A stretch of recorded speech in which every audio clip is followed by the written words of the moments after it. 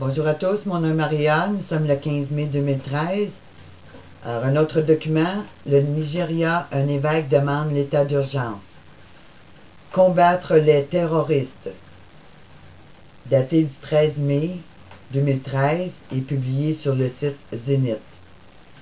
Monseigneur Stephen, évêque de Yola, la capitale de l'État d'Amamaya, au Nigeria, appelle à déclarer l'état d'urgence dans le nord-est du pays. Le gouvernement a la capacité d'affirmer son autorité face aux terroristes.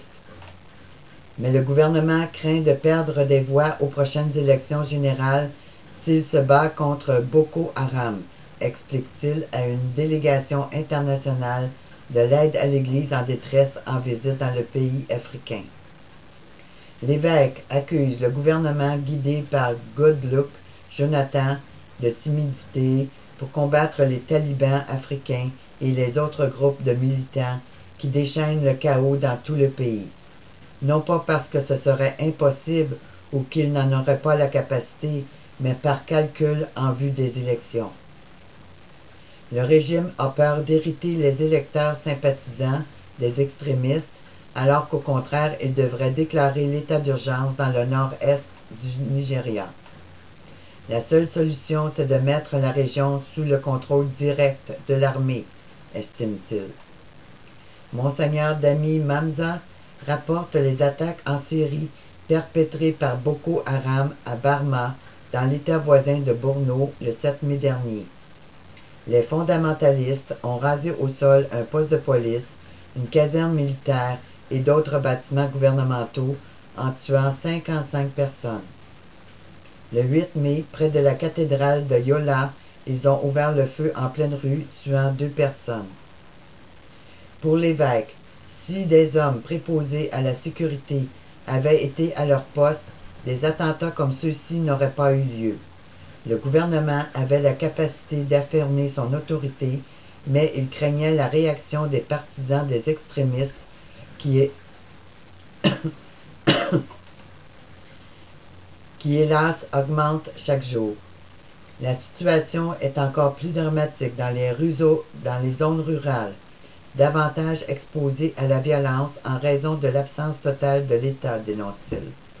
Les autorités devraient prendre des mesures plus sérieuses contre Boko Haram.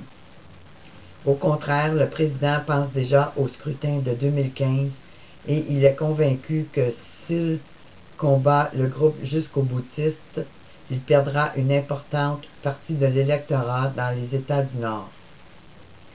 Selon Monseigneur Dami Mamza, la capacité militaire croissante des talibans africains et leur refus de toute possibilité de négociation constituent une sérieuse menace contre l'État de droit. Et nous, que faisons-nous? Allons-nous laisser Boko Haram s'emparer du gouvernement?